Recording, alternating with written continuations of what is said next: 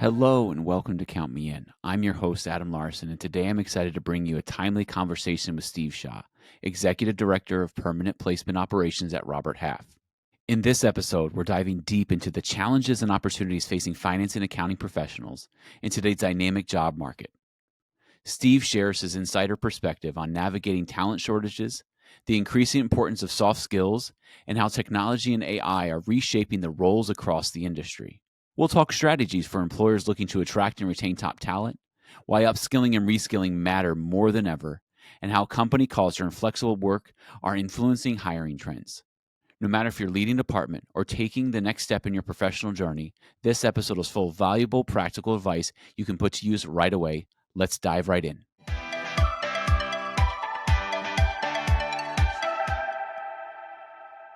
Well, Steve, we're so excited to have you on the podcast today.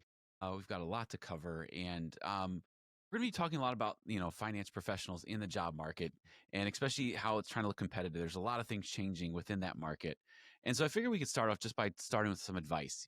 Finance professionals looking to stand out, and especially in this today's job market, where there's not a lot of jobs, and then there's a lot of openings, and there's just a lot of things happen, a lot of moving parts going on in today's market. Yeah. First of all, thanks for having me on today, Adam. It's great to chat with you. And I think as you started to allude to, without question, it's hard to avoid all the uncertainty that exists in the current market. And that's true for both companies that are trying to hire as well as potential employees that may be either actively or passively looking for new opportunities.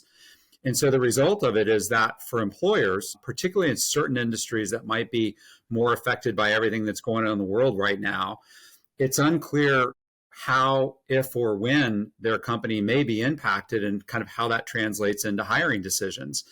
And so the flip side of that is for really any given pool of top candidates that are qualified for the roles that companies are in fact trying to hire for. Many of those individuals, I think, just might be more reluctant to throw their hat in the ring and make a career move, given all that uncertainty that does exist.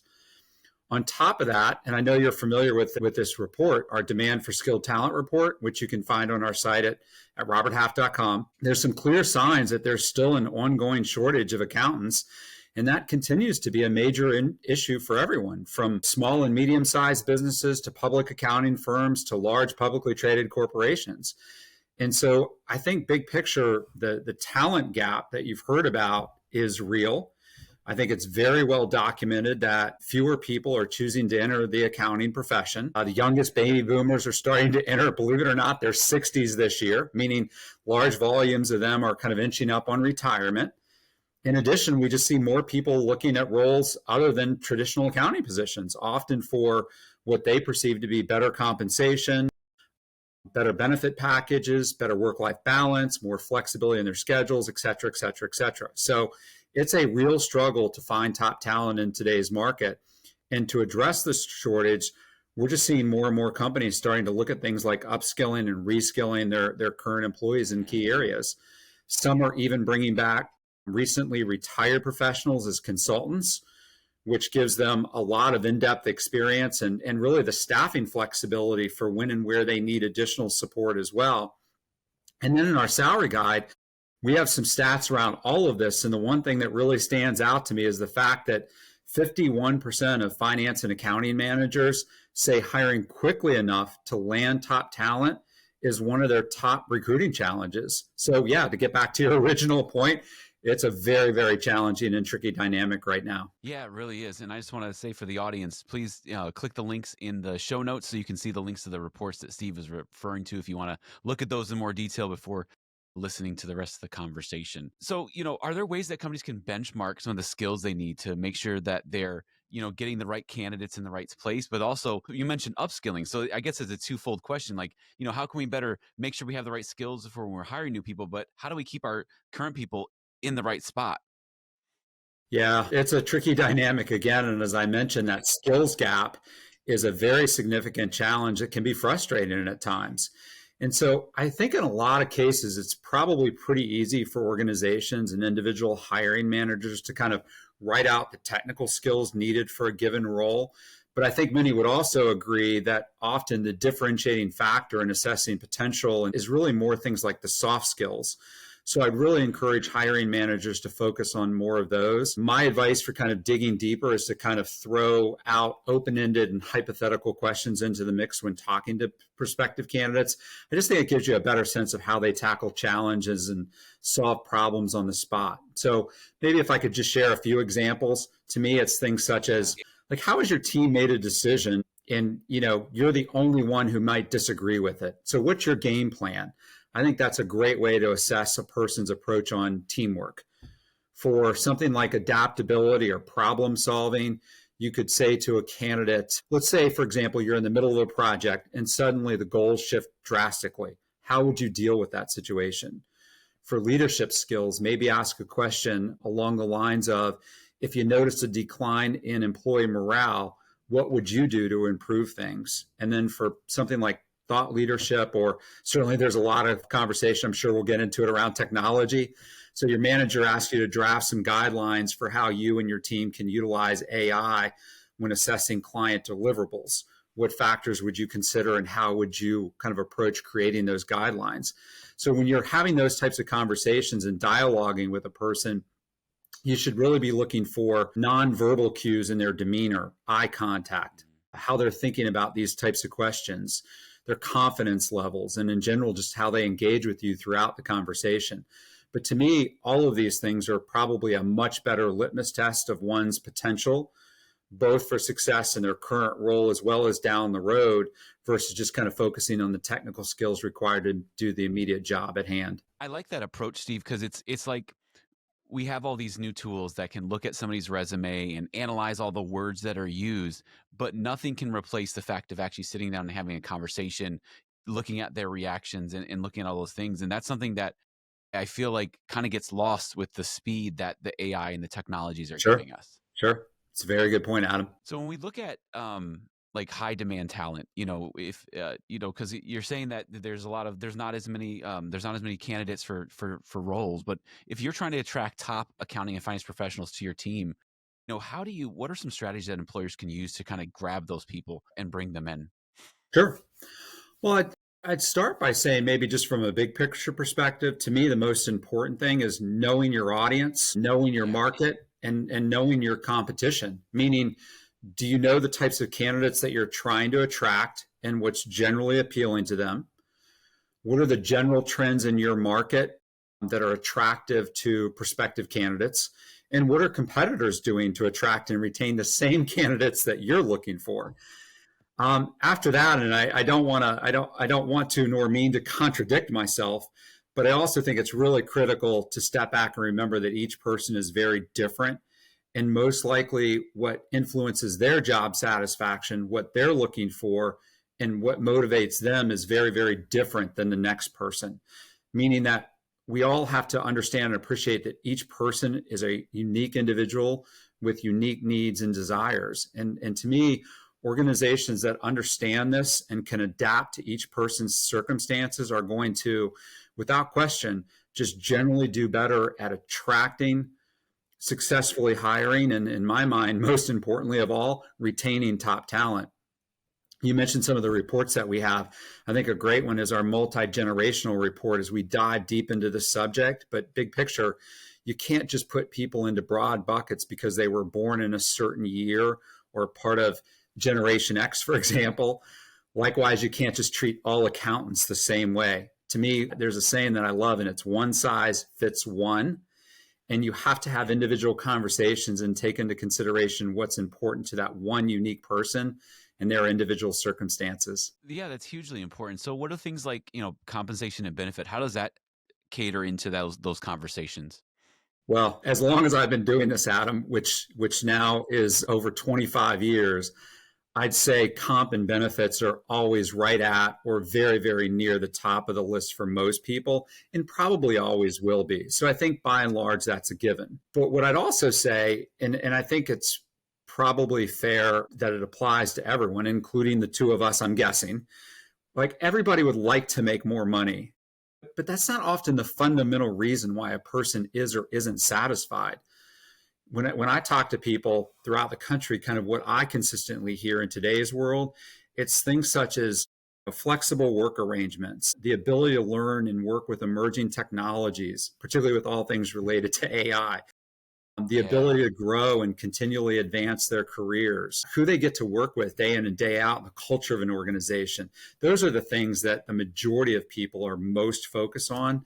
So I'd kind of go back to maybe what I mentioned earlier, Adam, and that's simply that what's important to me may be very different than what's important to you and others. And knowing and appreciating that is really going to help everyone make better employment and career decisions that will lead to kind of on the front end, attracting the right people for your organization.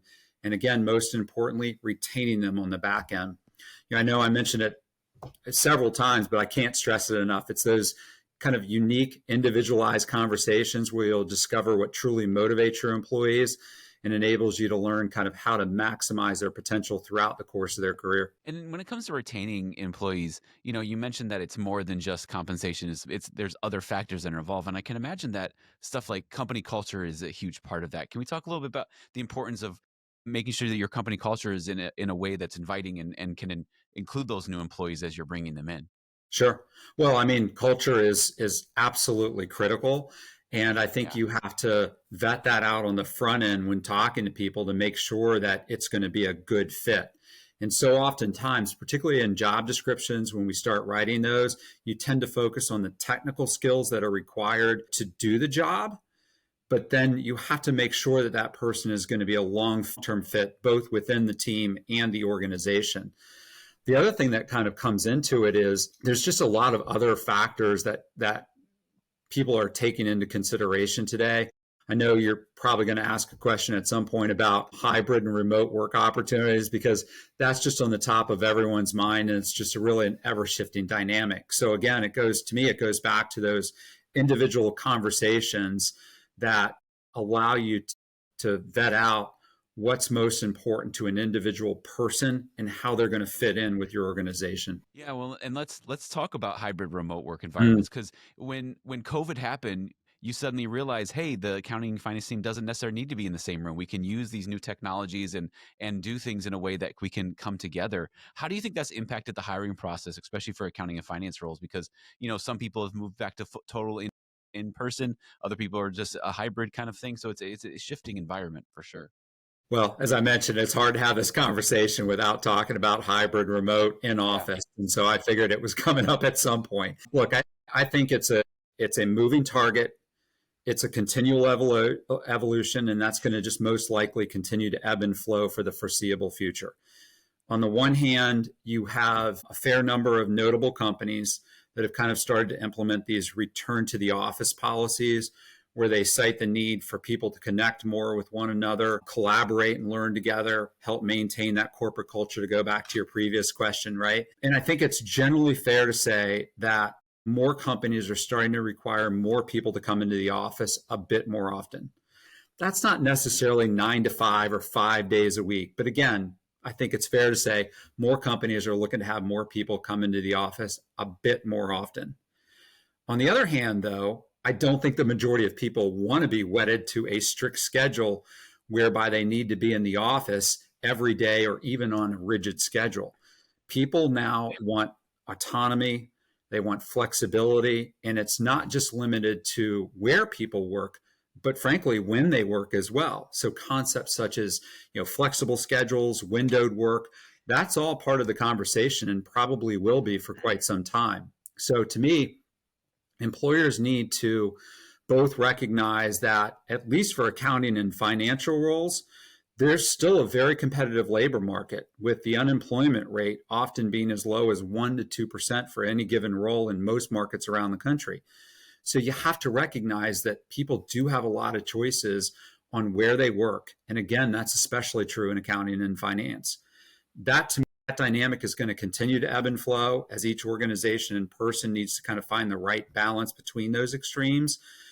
But without question, when you offer remote roles, hybrid roles, flexible windowed work schedules, that also opens up the pool of talent that you have access to, which can certainly help you find the right person for the long run. So it's an interesting dynamic, and I think one that we're going to see, again, just kind of ebb and flow for the foreseeable future. Yeah, especially as, different industries make different decisions and the trends are continue to go up and down depending where you are. So it'd Yep. definitely be interesting to watch. Hmm. So when we think about, you mentioned technology. Technology is something that plays a huge role in hiring, a huge role in how we run our organizations. What role do you see kind of technology and especially things like data analytics playing in the future of hiring, especially accounting and finance professionals? It's definitely a changing trend. Well, as you said, I mean, there's no question that the industry is trending towards, more and more use of data analytics and technology. I mentioned it earlier to me, particularly all things AI related. And I think what we're seeing in the market is that while there's a lot of projects like digital transformation, things that are really ramping up, the challenge is again around finding qualified candidates quickly enough. And then when you Yeah. do, successfully landing them is also tricky, as many times they have competing offers. So, as I talk to our teams across the country, I think clearly some of the more in demand technical skills are in areas such as ERP systems. Cybersecurity is another hot one. I mentioned a moment ago digital transformation. Again, not to be repetitive, but certainly any and everything related to AI, right? Even so much so that speaking of AI, we're starting to see some new functional roles kind of appearing in the market. So I don't know if you've seen these titles, Adam, but things like AI financial analysts, AI auditors, AI compliance analysts.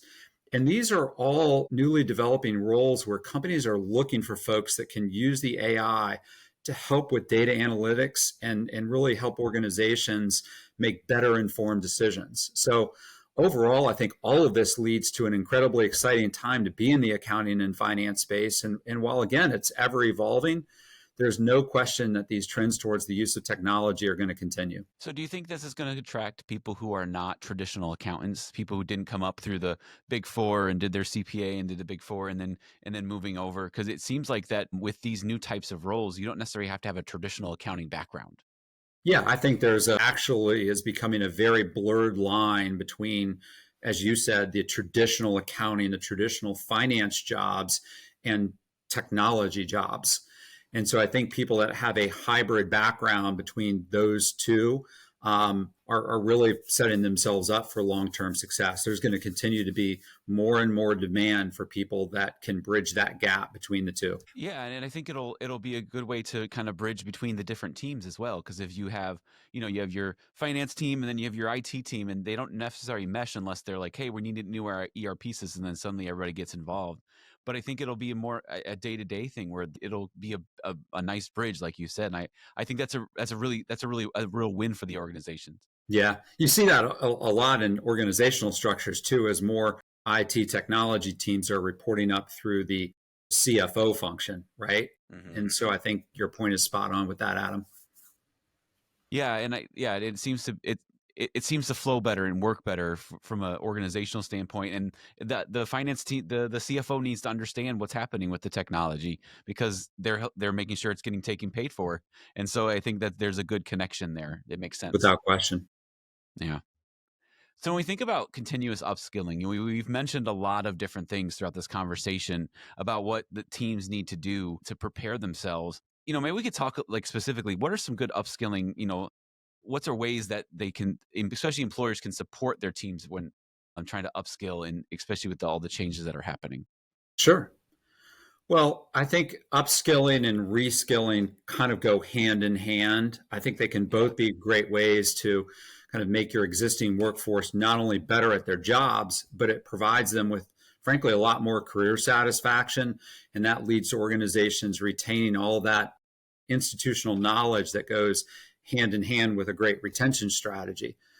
I do think it's maybe important for your audience to kind of call out the difference between upskilling and reskilling, because to me, they're both really important and can be utilized in somewhat similar but subtly different ways as well. And so, upskilling is it really involves expanding an employee's skill set so that they can advance along their current career path.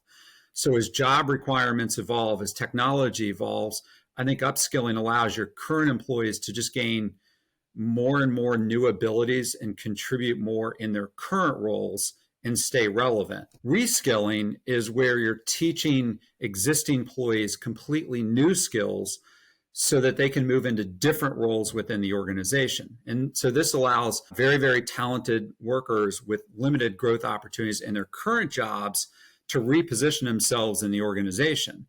And so what that does for the organization is it gives your business the ability to retain those valued team members who have already proven themselves in previous roles, but then move into something completely different. And so to me, in order to kind of have a really positive net impact on your entire workforce, those programs, both upskilling and reskilling, need to be tailored to your specific business needs. So to me, the first step is to step back and analyze your business strategy, identify where those skills gaps exist to really kind of meet both short-term, medium, and longer-term objectives. And so once you've done that, and a lot of times when you're going through that skills gap assessment, I think the technical skills are usually the first things to spring to mind. But going back to something we talked about a few moments ago, don't forget about soft skills such as adaptability, problem solving, communication. And so when you know where those skills gaps are, you can then choose from a wide range of tools to kind of help shape that training program. So those could be things like mentoring programs, job shadowing, online learning, attending network events and conferences, et cetera. I mean, to me, all those types of things help people continually evolve and just develop their skill sets for the future. So what would you say to a leader who is having trouble finding the time for his team to reskill or upskill? It seems like that with a lot of organizations tightening their belts, they've been restructuring. There's a lot of restructuring, which I'm sure the reskilling plays into a part of that. But they say, hey, my team is understaffed. We don't have time to upskill. What would your advice be to them to try to find that time? Because it is important. Invest the time, Yeah. right? You can find the time if you place the priorities on it. But to your point, too often times you're focused on the here and now and the job and the tasks and everything that's in front of you. But if you don't invest your time in your people today, the reality of it is there are other organizations out there that are going to look to bring those folks on board to their teams. And that creates opportunities for people. So if the opportunity is not within the four walls of your organization, and individuals on your teams don't feel as though they can progress their career, that there's not an opportunity down the road for them, they're going to find it elsewhere. And so ultimately, I think you need to step back and evaluate and ask yourself, is it better to retain that institutional knowledge and develop people that have been with us for X number of years versus having to go out and hire from the outside? And I think that there's pros and cons to both, as always. But I think most people would agree, especially as individuals start to get more and more tenure under their belts within an organization, that institutional knowledge, the experience, the relationships, the knowledge of the business that people have, that's one of the hardest things to get. And so by investing in people and finding that time today, you can make sure that your retention is at the levels that you really want it to be. Yeah, it seems like a more of a, depending on what your organization needs and wants are, is how you would handle that situation, basically. And I suppose that it's, like you said, you're going to invest the time that, if it's really important, you're going to invest that time. And I think it comes back to, leadership and structuring how your organization is run. Because if everybody feels like they don't have time for anything, well, maybe there's a better way to do what you're doing to make sure that they feel like they have that time. Absolutely. That's good point. So, Steve, we've been talking a lot about from the employer's perspective. So what if you're listening to this podcast and you're a candidate? What are ways that you can help stand out? Because, you want to stand out. You want to get yourself seen. You want to get yourself in front of the higher manager so you can have that conversation that we've been talking about. Yeah. I mean, I think it as we were talking about a moment ago with everything that's evolving, the use of technology and so forth, there's no question it's a great time to be in the accounting and finance field. Again, I mean, I think there's high demand in the market. Unemployment rates for accountants and financial professionals are near historic lows. There's a lot of skills gaps that need to be filled. So all of it bodes well for someone who's looking for a new role. In general, I think when you're thinking about how to stand out, I'd recommend by just starting to do an honest assessment of your marketability.